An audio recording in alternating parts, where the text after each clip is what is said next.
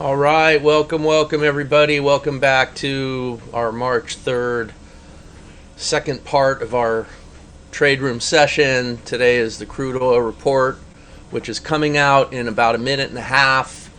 Just a quick reminder, the chart on the right is the Counterpunch Trader. It's a 377 tick chart. That's what I like to trade. We have many traders in here also trading Spotlight Master Suite.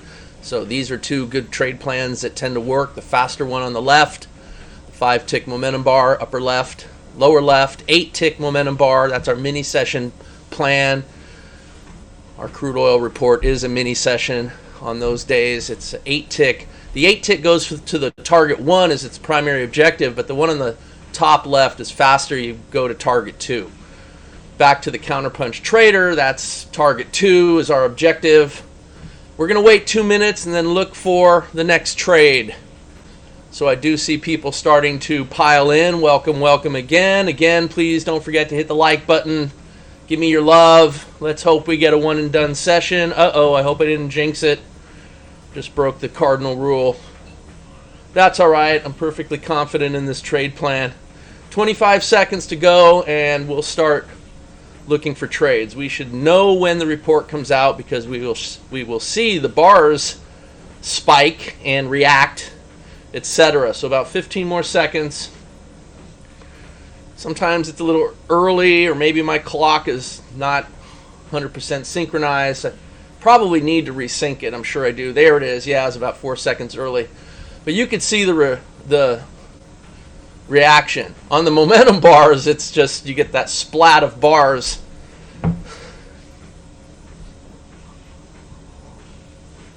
Especially on the 5-tick, if you look over in the left, there's, just to quickly show you, all these bars here that you see printing all happen within a split second. Because remember, a momentum bar is a range bar and it doesn't care about time, only price range.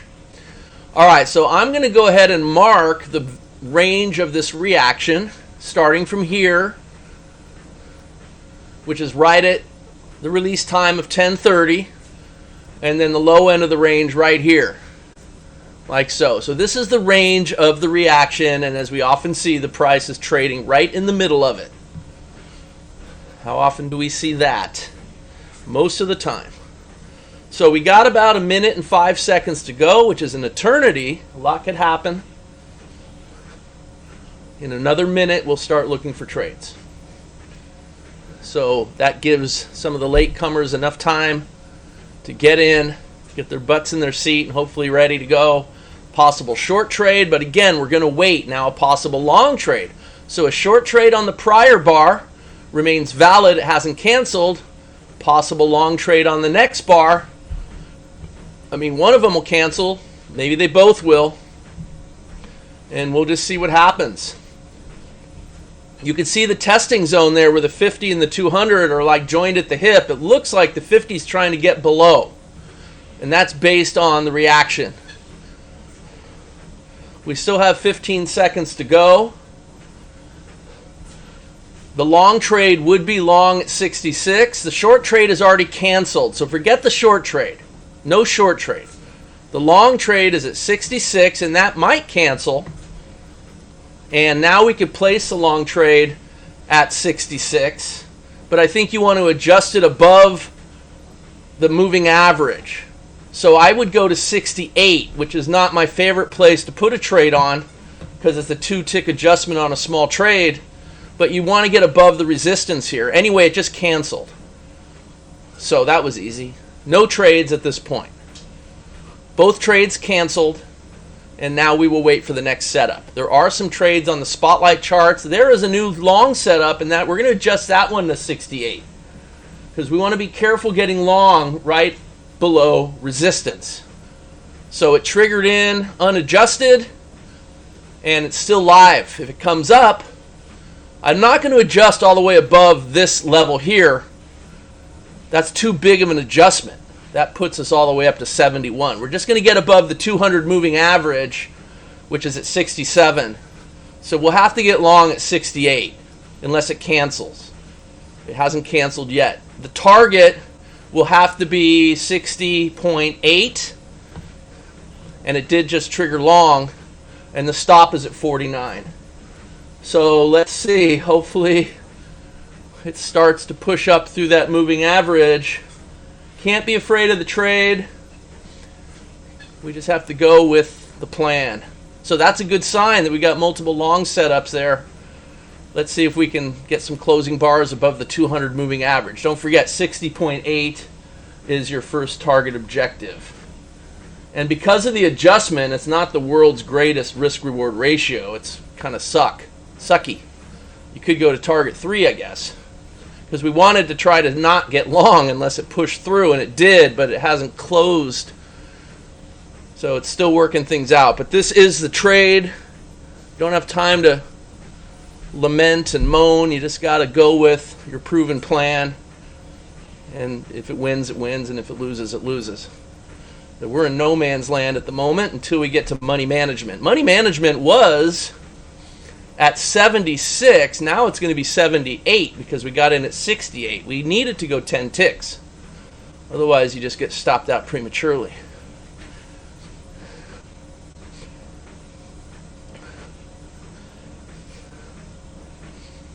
And it just missed money management by 1 tick. Well, no, it hit 78. It hit 78. You guys can lock in 1 tick of profit now. And now it just hit full target. So there you go. You see how that works? And a perfect target. I mean, too perfect. I got filled. I hope you guys did as well. You got your stop at break even. You hit your target. We're one and done. And any additional positions can come off at target 3. You could trail. There's an advanced technique where you could literally project the target 4 or target 5. Maybe I'll get into that sometime if you guys ask me about it. But right now, target 3 is the next objective or trail. And it came down and touched 69. So some of you may have stopped out at 69 because we got in at 68. If I make a 2-tick adjustment, I'm going to put my stop at the entry and not lock in the 1 tick on a real small trade. So if you're still in the trade, good for you. If you hit your stop, it is what it is. It's still a winner, one and done. So I'll just continue to manage this trade going forward. Of course, the calculator doesn't know that we made the 2-tick adjustment, so it's just trailing on up. Now it put the trailer at 69. And it's just hit target 3 right there. I know there's 3 setups. So there's another technique that I've seen a lot of traders do that works really well, and that is when you get these clustered long trades, you transition your target into the next trade over. And then instead of getting out at this target, you're getting out at the purple trade target, which is a much bigger winner. That's a really good technique. It's an advanced technique. But if you haven't considered it, it's a good idea, I think. I like that idea. Look at all the long trades clustering up. That's a sign of strength. Now, would you transition this target up to this next trade? Well, that's asking a lot. I mean, it sure would be great if we knew what was going to happen. Meanwhile, the original trade and any trade, any targets you're going for, your stop should be now at 60.79.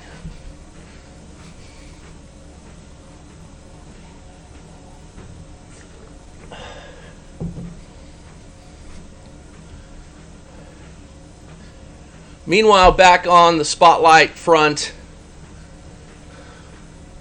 well, we'll go over that in a moment. I'll kind of walk you through and see how those did. Let's get through this trade first. The stop just moved up to 82, 60.82.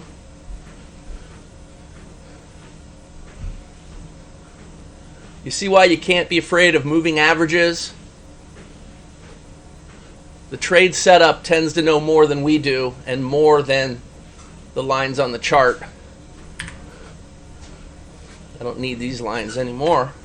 And the stop has moved again to 84. And it's about to move to 92, which it just did. 60.92. So this is turning into a really nice session.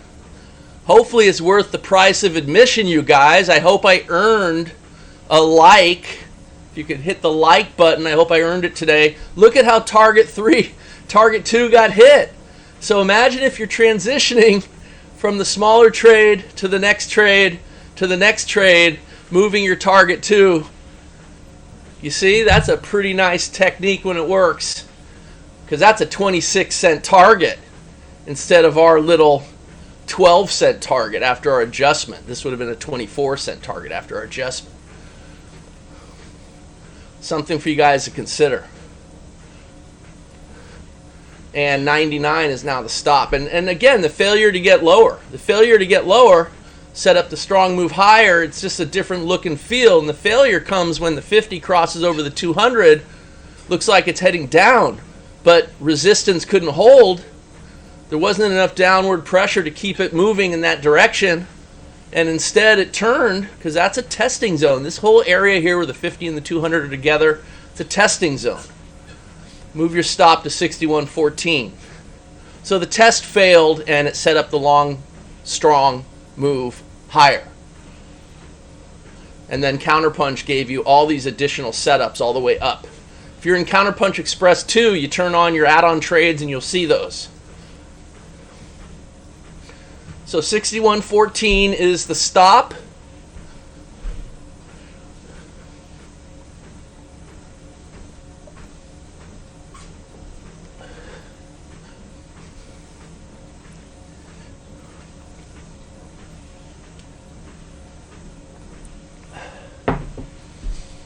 And that stop will move higher. It's an inside stop now at 61.19.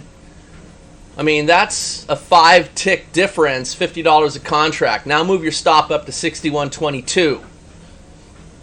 61.22 if you're trailing. And now the trailing stop has moved to 61.24. Hopefully the 25-cent quarter century number throws up some support here. But notice how the trailing stop is already surpassed the target 2 of the third consecutive long setup. Would I want to transition up to this target? I mean, I'm already trailing, so that's asking a lot, right? Or if you're already trailing, that's asking a lot. Who knows? That's where testing comes in. You can find enough of these scenarios when they occur. At some point, the trend will end, and you don't want to keep throwing money at setups. But we have seen, like once, I've seen it once in the last 18 years, a $5 move. $5 moves, $5,000 a contract. I did see that. Stop goes to 28. Move your stop to 28. You guys probably heard that story when I was in Paris showing off my old strategy, the SST. First 2 trades were small trades. Same trade plan basically that we use, but with a 377 tick chart and the SST. First 2 trades lost. Had a lot of spectators shaking their heads, being very skeptical, and I called that third trade. It went on a $5 run, $5,000 profit per contract, and I'm like thanking the trading gods for giving me those 2 losing trades. Isn't that bizarre? Trade plans work in mysterious ways. You have to remember that. That's why we do the testing. All right, we just finished 61.28. So we're done. The session's over. Hope you enjoyed it. You should be flat. Unless you're trading the 8-tick momentum bar, then you're still trailing and you want to keep that stop below that last printed bar. 27 is where I'd have that stop in case it goes up higher. So let's just quickly go through the spotlight trades really fast. This is the 8-tick momentum bar. Our mini session was one and done today at the 9 a.m. session. We don't do a 10 a.m. session today because of the crude oil report. We do the crude oil report instead. All right, so the first trade was right here at 10:32, and it did trigger in, and it lost. You had to stop and reverse, and you had the 2 ticks plus key level adjustments. So, you know, you're getting in at 71. Instead of 67, add the 2 ticks to 69, adjust around the 70 to 71. It does trigger in. You got plenty of time to grab it, and then you hit all your targets and trail on up. And so this is a 2 and done result. A losing trade and a winning trade. So that's how the 8-tick momentum bar ended up. Can't be afraid of stopping reversals. I mean, in this case, you can see it was very beneficial. It only saved you 1 tick on the loss, so sometimes it saves you quite a bit more. On the 5-tick momentum bar, same plan, starting at, well, 2 minutes after the report comes out. So this pink trade's already gone too far. Well, maybe not. The pink trade here, I mean, let's make it bigger so we can actually see it. It's too small. All right, so you can see that you can get in sync with it. So after 2 minutes, you have a possible long. The long cancels, and then after 2 minutes, you can get in sync with the short trade here, right? Because the setup's here, it hasn't hit its money management level. And so you can get in sync right after 2 minutes. And so you get filled. It comes down, but it doesn't quite get to the money management zone. We want it to go to at least a target 1 and 10 ticks. And this is a really small trade, 5 ticks, 9 ticks. You ignore those. You don't even want to take profit at those targets. Your target objective would be target 3, but your money management objective would be 10 ticks because it would have hit target 1 and have gone 10 ticks. But it didn't. It only went 8 ticks. So unfortunately, that's going to lose, but then it stops and reverses. 2 ticks on top of 66 is 68. And it gets filled quickly on this bar, maybe too quickly, but you still get your chance to get your order in because then you get 2 more bars, 3 more bars, 4 more bars to get filled. And that's literally almost a full minute. So you get long, and then we saw what happened. And that's a 2-trade session as well. So both spotlight sessions winners. Of course, we saw in the counterpunch trader, 1 and done. First trade right there. And the possibility of using the additional long setups and actually canceling and replacing your targets with bigger targets. And I think that if you start trying that technique, you'll like it. But you do it when the trades cluster up and you see a bunch of long setups happening one after the other. That's a sign of strength, because if you know anything about the counterpunch trader, the way it works is the position of the exhaustion levels to the prior exhaustion levels, and what you've got are exhaustion levels that are happening higher and higher up the trend.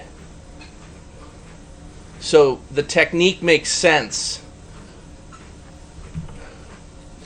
All right, so I hope you learned something. Don't forget to hit the like button. Really appreciate it. I hope you guys have a wonderful day. Don't forget that tomorrow we will be dark. John is out of pocket. He's traveling and will not be able to do the trade room. I will be doing an impromptu session where I'm going to fast test the chart, show you how to do it. We talked about it in the session earlier. You guys can join me, look over my shoulder. Who knows, maybe we come up with a nice next step for what could be a good trade plan. But this is the process. This is the process that I would want each and every one of you to follow, because success at trading comes from being able to prove it to yourself. Doesn't matter what I say, doesn't matter what anyone else says, doesn't matter anyone else's success. How are you going to find success?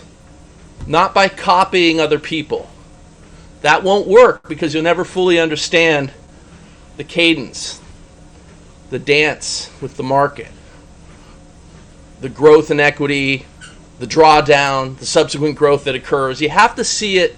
You have to prove it to yourself so that you're able to take the next trade in the trade plan, whether it be the next trade today, the next trade tomorrow, whenever. You're not going to do it if you're in drawdown and all you know is drawdown. You're lost in the trees with no concept of the forest. The forest is your equity going up with a winning trade plan.